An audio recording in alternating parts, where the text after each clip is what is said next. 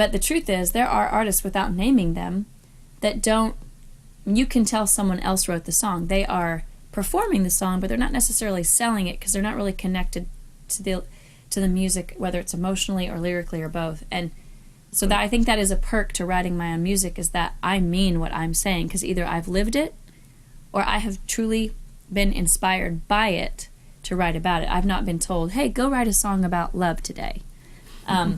Or you're going to live it. Or or I'm going to live it. And so I really believe in what I'm talking about. It's not just a A&R guy saying, we need a song that you at least, there was a time in my career where I had someone say, you don't have enough of this.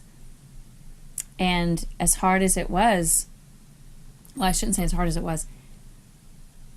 it was too hard to go and get in that box and write that. Like when someone said, you're neglecting to have, this content, then you get in the studio and you're like, okay, today we are going to write about this. I don't know, that pressure puts me in a box. I have to come in with just an open canvas and conversation, and suddenly it just starts leaning itself to here. And when it does, that's when the magic happens. That's when the most beautiful things are written, as opposed to, okay, today so-and-so is looking for a song, so we need to write a song for them. Or, Right, yep. My publisher said we need to write a song about blah, blah, blah. And so I can do that. Right. I can deliver a song. But I'll tell you what, I don't think it's the best of the best, and I don't think it sells as well, because you can feel the force. So this record was not forced. These are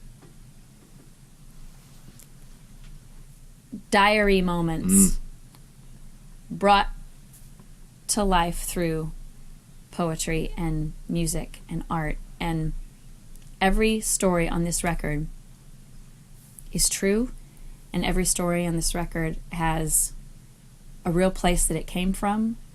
And then after it was completely done, literally we walked out of Ainsley's studio. He mastered the record, or mixed the record.